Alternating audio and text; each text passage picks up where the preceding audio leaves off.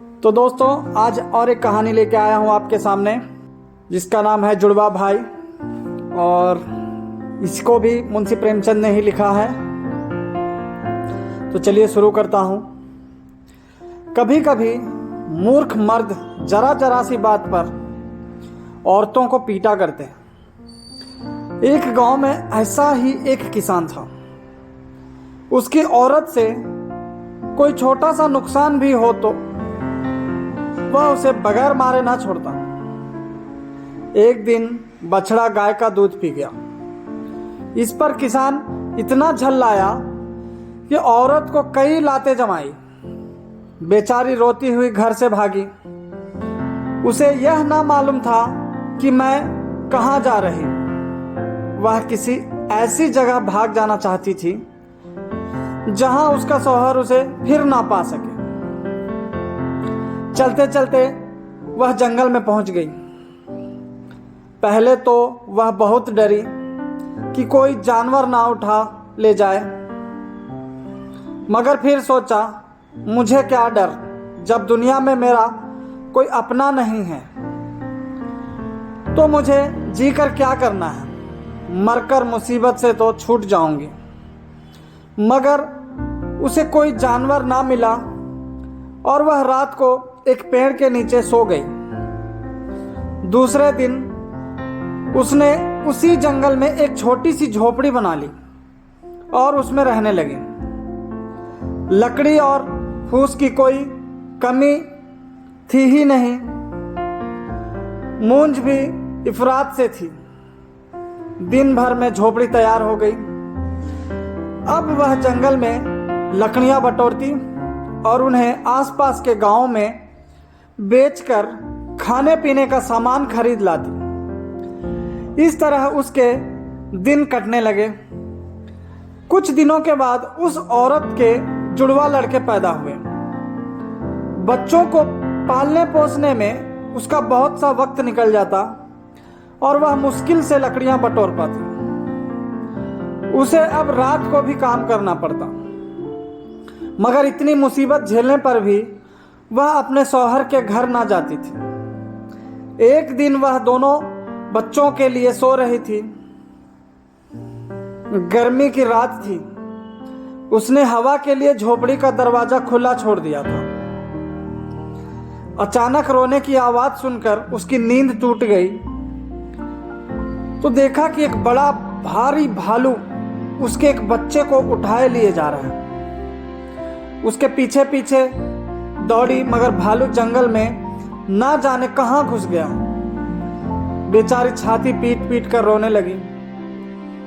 थोड़ी देर में उसे दूसरे लड़के की याद आई। भागती हुई झोपड़ी में आई, मगर देखा कि दूसरे लड़के का भी पता नहीं। फिर छाती पीटने लगी। जिंदगी का यही एक सहारा था, वह भी जाता रहा। वह दुख की मारी दूसरे ही दिन मर गई।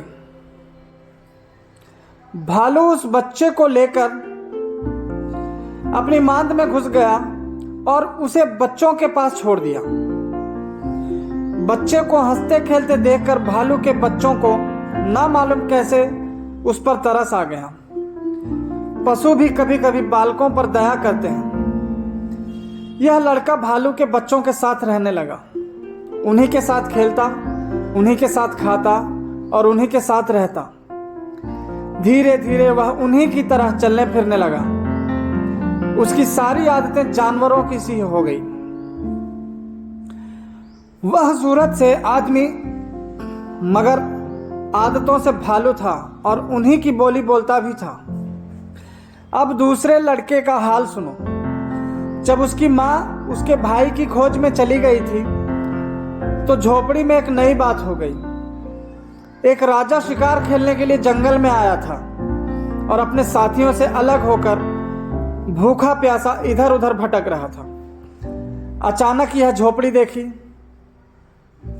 तो दरवाजे पर आकर पुकारने लगा कि जो कोई अंदर हो, मुझे थोड़ा सा पानी पिला दो, मैं बहुत प्यासा हूं। मगर जब बच्चे के रोने के सिवा उसे कोई जवाब ना मिला तो वह झोपड़ी में घुस गया।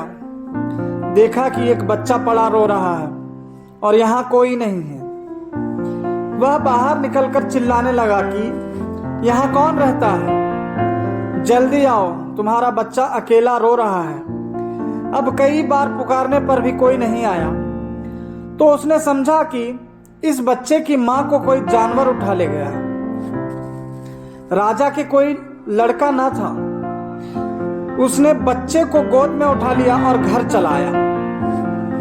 20 वर्ष बीत गए। किसान का अनाथ बच्चा राजा हो गया। वह बड़ा विद्वान और चतुर निकला। बहादुर भी ऐसा था कि इतनी ही उम्र में उसने अपने बहुत से दुश्मनों को हरा दिया। एक दिन नए राजा साहब शिकार खेलने गए, मगर कुछ हाथ न लगा। निराश होकर घर की ओर लौटे आ रहे थे कि इतने में उन्होंने देखा कि एक अद्भुत जानवर एक बड़े हिरन को कंधे पर लादे भागा जा रहा है। उसकी शक्ल बिल्कुल आदमी सी थी।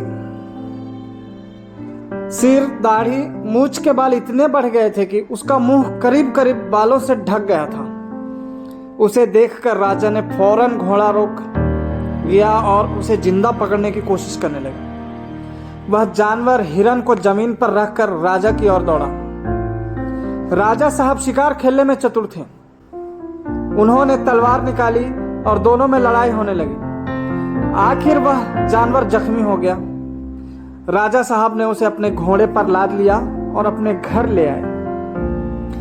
कुछ दिनों तक तो वह पिंजरे में बंद रखा गया, फिर कभी कभी बाहर निकाला जाने लगा। धीरे धीरे उसकी आदतें बदलने लगी। वह आदमियों की तरह चलने लगा और आदमियों की तरह बोलने भी लगा। उसके बाल काट दिए गए और कपड़े पहना दिए गए। देखने वालों को अचंभा होता था कि इस जंगली आदमी की सूरत राजा साहब से इतनी मिलती है, मगर यह किसे मालूम था कि वह राजा साहब का जुड़वा भाई है जिसे भालू उठा ले गया था। धन्यवाद।